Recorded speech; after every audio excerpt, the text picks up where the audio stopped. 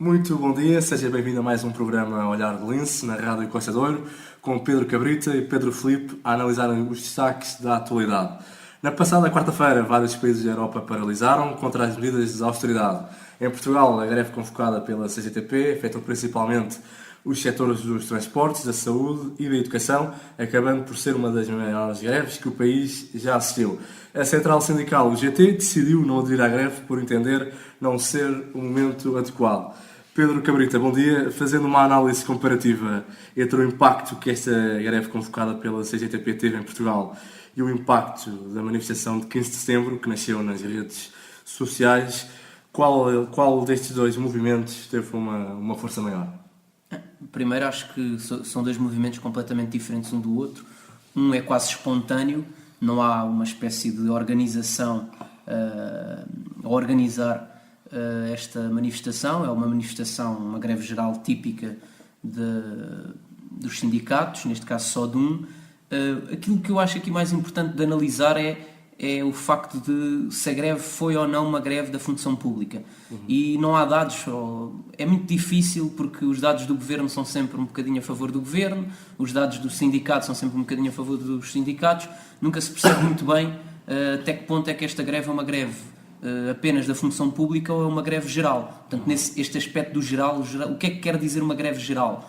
É uma greve dos serviços, uma greve do comércio, uma greve da indústria, não uma greve só da função pública. Portanto, eu não considero que uma greve geral seja uma greve só da função pública.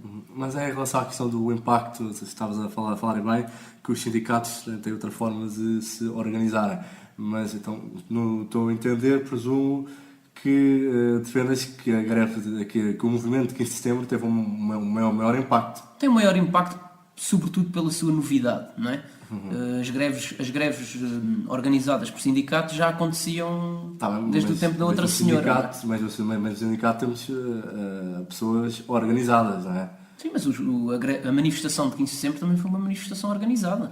Inclusive havia um roteiro, haviam cartazes, basicamente não vejo qual é a diferença, a principal diferença entre a greve geral e a manifestação de 15 de setembro é que não há uma pessoa a fazer um discurso, não é? Porque na manifestação de 15 de setembro não havia ninguém que dissesse aquele senhor que está ali a falar está a dizer aquilo que nós queremos e que nós estamos aqui, o que nós estamos a sentir. Não é? Na greve geral há alguém que personifica a manifestação e que no final discursa sobre a batuta de quem está lá a fazer a greve. Na manifestação de 15 de setembro é diferente, é uma manifestação que está um bocadinho difundida, não é? Através de cartazes. Por exemplo, na greve geral não se vê tantos cartazes mais particulares do foro privado das pessoas do que numa greve geral. Acho que é completamente diferente. E qual é que teve, estou a entender, o maior impacto? É a primeira, acho que pela sua novidade e também pelo seu ecletismo, eu acho que é a forma de revolta ou de manifestação do futuro. Pedro Filipe. Eu por acaso não acho que sejam comparáveis. Não acho que sejam comparáveis, até porque são coisas diferentes. A primeira é exatamente isso, ou seja, uma é uma greve, é um dia de trabalho, onde há uma paralisação do trabalho, uma greve a meio da semana. A outra não é uma manifestação a um fim de semana, o que necessariamente vai trazer muito mais pessoas. Repare-se, a greve, a gente sabe, perde-se o direito à remuneração nesse dia, há um custo para o trabalhador que lá está. Numa manifestação não, foi a um sábado, a meio da tarde. Toda a gente, 90% das pessoas não trabalham um sábado.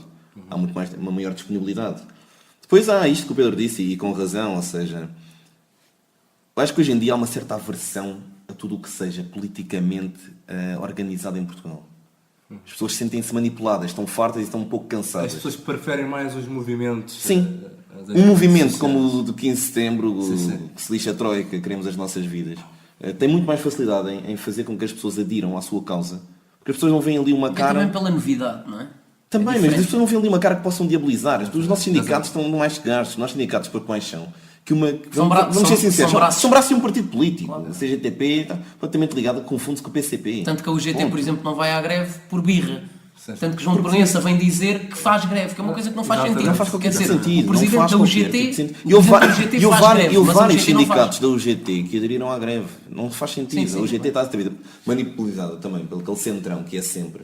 Fica ali entre pessoas mais ligadas ao PS, como é o caso de João Proença, ou pessoas mais ligadas ao PSD, como já aconteceu anteriormente. Sim.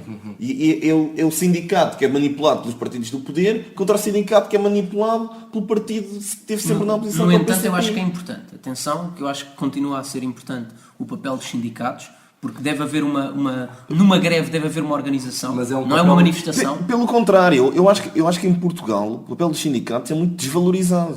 Sim. Exatamente por isto. Porque as pessoas não, já lhe dizem, pois, são estes do mesmo. E eu tenho pena disto, tenho muita pena disto. E também porque há uma espécie de banalização da greve. Exatamente.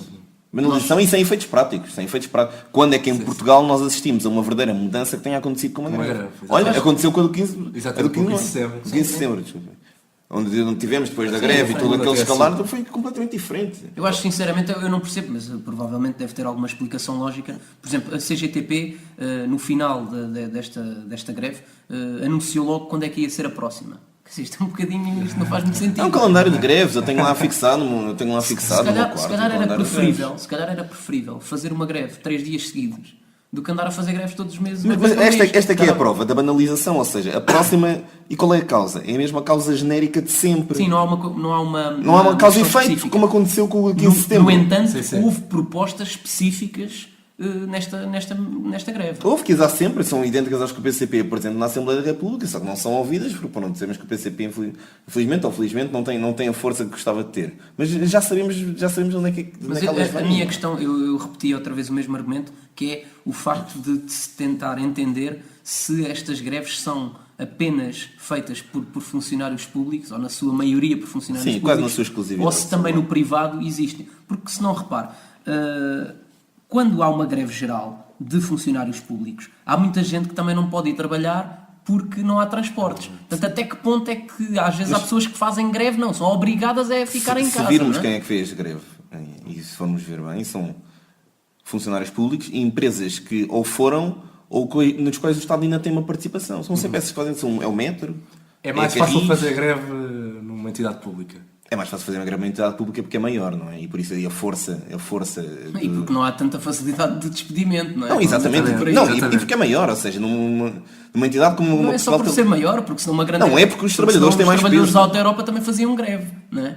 E é uma empresa e uma multinacional, não é por aí, eu acho que não é por aí. É pela facilidade com que há... Repare, o trabalhador da função pública tem Não, sempre... ninguém pode despedir ninguém por causa de uma greve. Sabe muito... Obviamente, mas nós sabemos que há outras formas de sancionar o trabalhador privado. Mas isso Pois também no público não há tanto. Há muito mais o direito à greve por parte do trabalhador. O trabalhador, o funcionário público, sabe muito mais os seus direitos e sabe que pode exatamente recorrer porque a deles. É consciência de sindicato é maior lá dentro. É Eu ouvi, diferente. por exemplo, até foi no hospital, alguém da Ordem dos Médicos a dizer que de facto estava a haver alguma pressão sobre os internos e sobre os médicos e com o contrato para não o fazerem. Por exemplo, isso acontece em todo lado. Enfim, na quarta-feira, o final do dia de protestos em frente à Assembleia da República ficou marcado por confrontos entre a polícia e alguns manifestantes que durante cerca de 2 horas arremessaram pedras contra as autoridades policiais. Esse comportamento culminou com uma carga policial sobre todos os manifestantes que se encontravam junto à Assembleia da República e, posteriormente, houve uma série de desacatos com pequenos incêndios nos arredores da zona de São Bento. Pedro Filipe, em resultado destes confrontos, houve 48 feridos e 7 detidos. Foi uma das manifestações mais violentas. O Presidente da República, Cavaco Silva, e o Ministro da Administração Interna, Miguel Macedo, elogiaram a atuação da PSP. A Amnistia Internacional acusa a PSP de uso excessivo de força. No teu entender, a carga policial que o país assistiu na passada quarta-feira em frente ao Parlamento foi adequada e proporcional? Não. Esta é uma questão que é um pouco sensível e eu quero separar aqui as águas. Sempre que eu falo nisto, e já tive bastantes discussões sobre este tema, e encontro-me quase sempre numa posição isolada, destaco 2 coisas. A primeira é que sou veementemente contra todos aqueles que arremessaram pedras, e acho que, claro, que tinham que ser detidos e que o seu comportamento tinha que ser parado prontamente, mas não a qualquer custo. Eu não posso, para ameaçar alguém ou para parar alguém de me mandar pedras, acabar a agredir toda a gente que está naquele perímetro. E não percebo como é que há... Pois, exatamente, não percebo como é que há uma opinião generalizada de que assim é que é. Isto para mim há Porque aquilo... também houve muito má informação.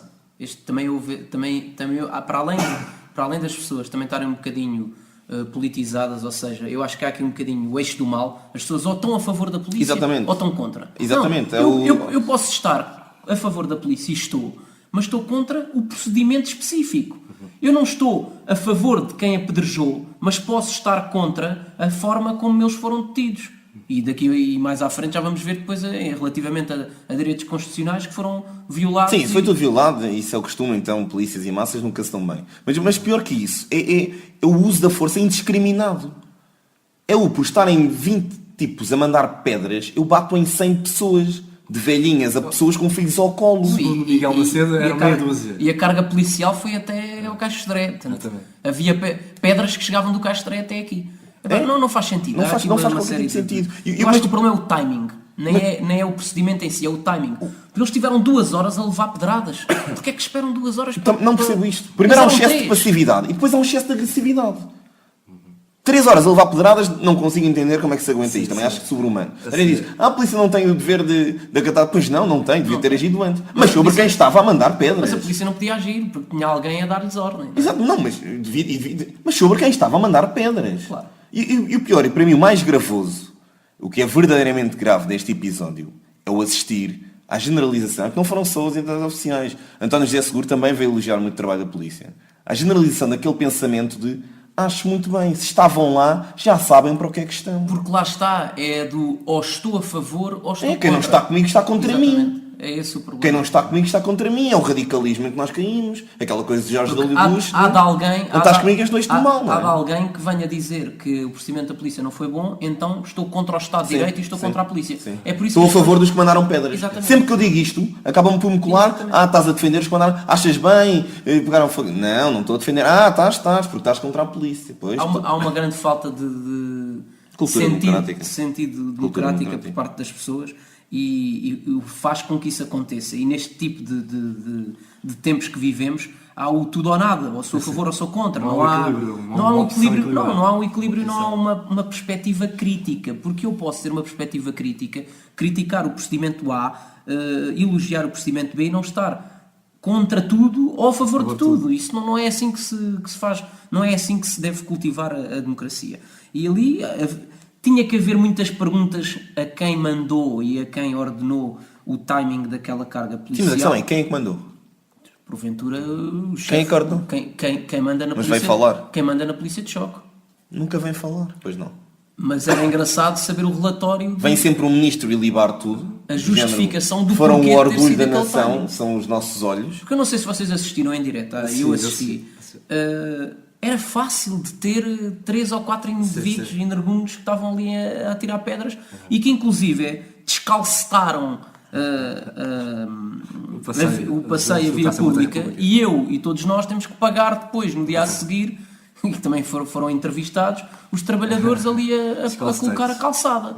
Portanto, o Estado de Direito não foi defendido aí. Houve 2 horas em que não houve Estado de Direito. Inclusive, eu ou outra pessoa qualquer que quisesse estar em frente ao Parlamento a manifestar-se pacificamente, não podia, porque tinha esses tais 3 ou 4 indivíduos que estavam a tirar pedras, que deveriam ter sido prontamente bloqueados pela polícia. Pois, mas esse é que é o risco para o futuro. O risco para o futuro, que é um risco calculado ou não sei. Que é exatamente esse do medo, vais ali e já sabes ao que é que podes ir. Quando eu tenho 60 anos e vejo uma pessoa da minha idade a sangrar, como eu vi na televisão, nariz partido, penso, bem, se calhar para a próxima eu fico em casa. Claro. Se calhar para a próxima começamos todos a ficar em casa eu com acho medo. literalmente Ou então acontece o contrário, ou então se calhar para a próxima, em vez de pedras, já é coquetéis de molotov. Ou então para a próxima, acontece como eu vi em Itália, numa cena que é quase engraçada, que só não é engraçada pelo sério que isto é, onde a polícia também carregou contra os manifestantes com os seus escudos e bastões. E os manifestantes tinham feito de cartão escudos e bastões iguais, onde eles já não fogem, onde é mesmo mano a mano. Eu não sei se viram essa imagem, mas primeiro aquilo também foi um bocado caricaturar, não é? Ou seja, eles tinham escudos iguais, eram iguais. Ninguém fugiu. Eles vieram e agora vamos. Um para um. Isto foi um episódio que que acabou por retirar força à greve desse dia. Concordam com essa minha opinião? Não. Acho que fazer isso era tomar o todo pela parte, e acho que isto é um caso específico. Sim, mas isso é a tua opinião, porque a opinião pública foi essa. Porque é o que é mais divulgado, não Então- creio que então- tenha tirado então, força então, à greve. neste caso é verdade. Tirou força À greve. Tira. Tira mediatismo e tira tempo de antena. Mas é que isso é importante também, não é? Isso é importante. Os jornais depois todos abriram com a carga policial e não com a greve geral. E eu não gosto de teorias da conspiração, mas eu acho que isto é feito de propósito. E é feito de propósito por duas razões. Quem é que tirou vantagens desta carga policial? O governo. O governo. O governo é que tirou partido desta carga policial.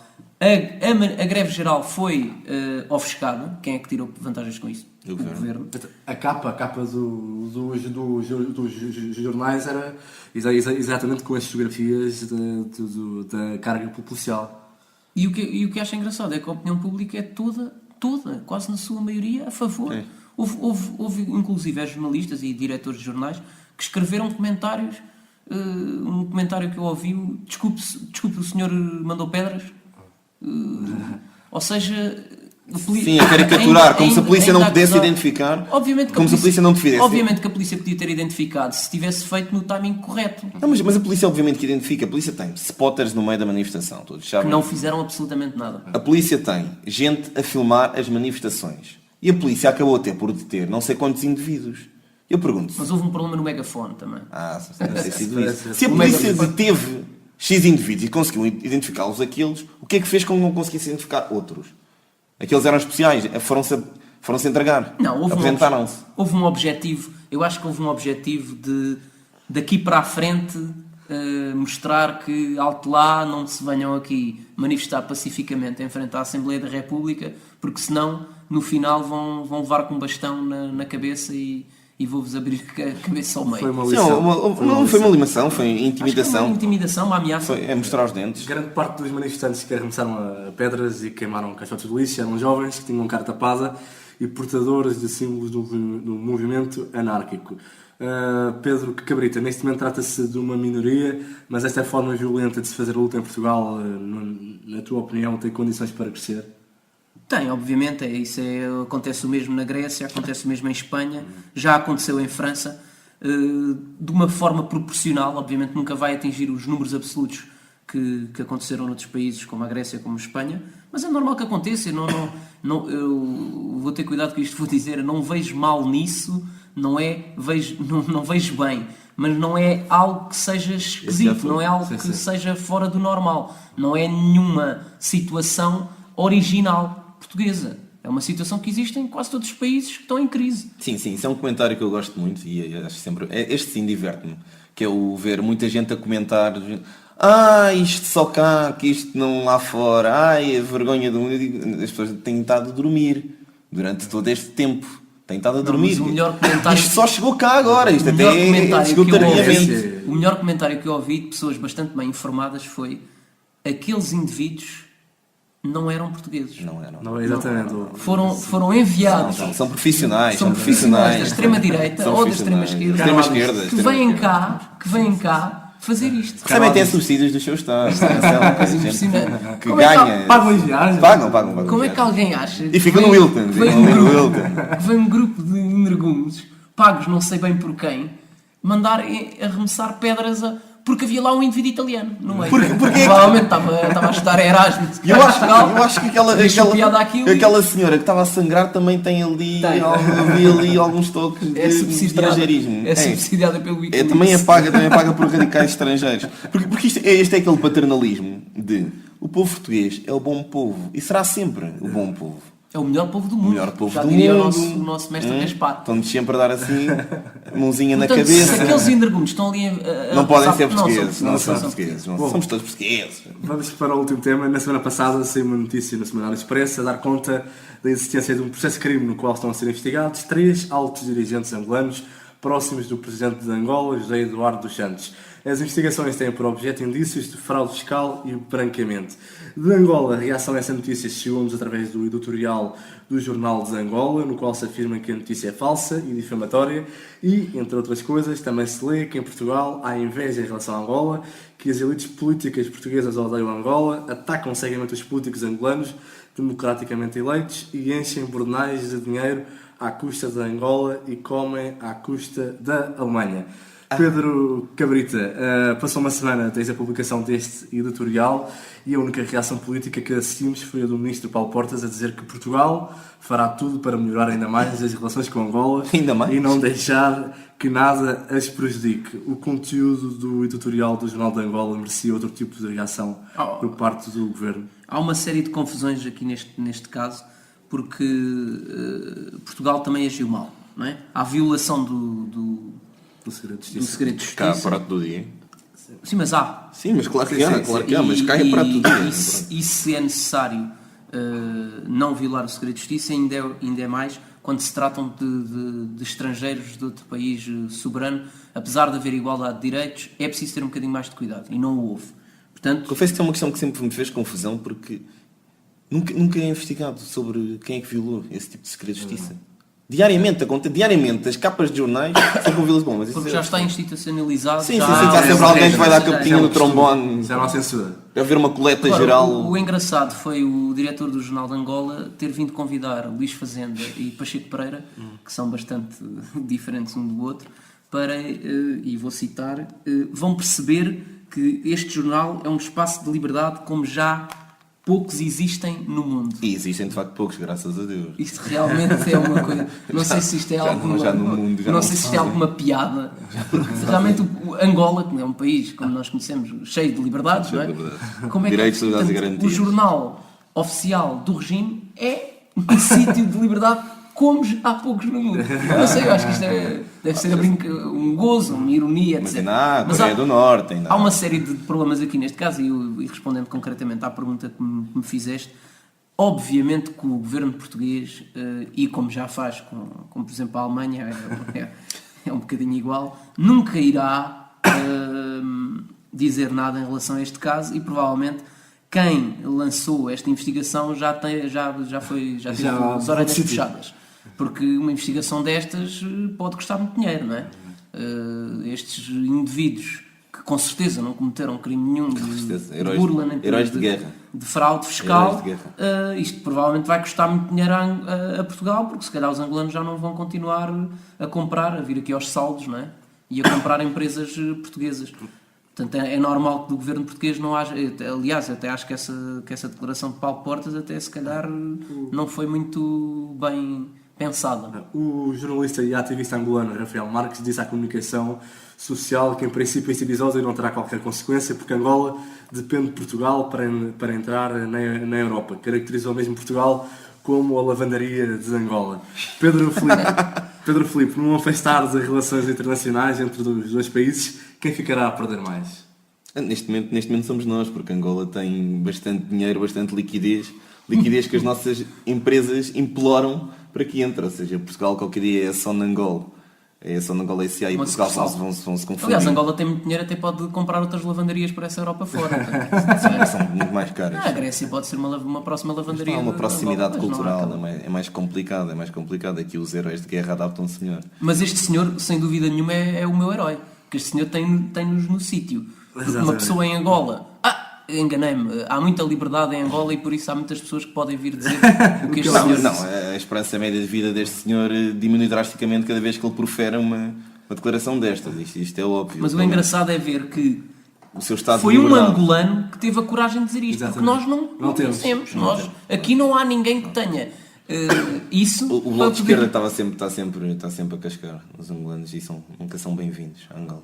Isso também, isso já é outro radicalismo que eu Não é um radicalismo, é basicamente a dizer o mesmo que este senhor Mas diz. aí eu não concordo. Bom, como é hábito, o programa Olhar do Lince não fica indiferente ao que se passa à nossa volta, por isso, antes de nos despedirmos, queremos deixar uma mensagem de solidariedade e de coragem aos nossos ouvintes que foram afetados pelo tornado ocorrido na passada sexta-feira e que viram as suas vidas afetadas de forma trágica. Pedro Cabrita, uma mensagem? Obviamente foi uma situação que há muitos anos que não acontecia em Portugal da forma como aconteceu, e obviamente presto a minha solidariedade, e acho que neste caso específico não podemos só criticar, acho que as forças competentes tiveram o timing correto e houve perfeitas respostas à situação de crise, e inclusive, e para finalizar, no dia em que foram alertadas as pessoas para ir ajudar, houve 1000 voluntários que foram ajudar na reconstrução e na apanha das coisas que se estragaram, entretanto, naquelas cidades. Bom, caro ouvinte, em nome dos três, daqui vai um forte abraço.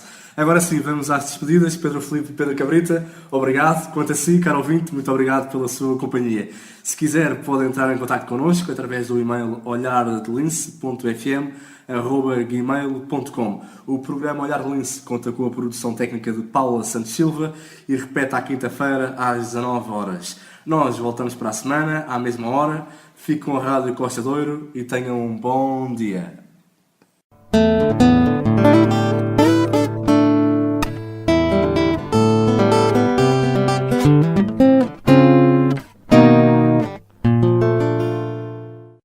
Uns querem que os jovens emigrem.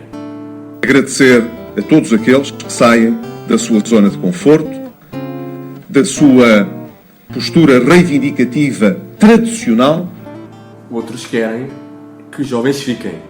Não podemos deixar que se instale a ideia de uma geração adiada. Não podemos desperdiçar o investimento feito nesta nova geração de portugueses. Nós queremos dar-lhes voz. Todas as semanas na Rádio Costa do Ouro, a juventude tem a palavra, num programa de debate e análise sobre os principais temas da atualidade. Sem medos, sem rodeios, com a irreverência e a boa disposição própria da juventude, eles lançam olhar de lince sobre o que se passa no mundo. Não perca, todas as terças-feiras pelas 9h30 da manhã, com repetição às quintas-feiras pelas 19 horas. Olhar de lince, o ângulo da nova geração.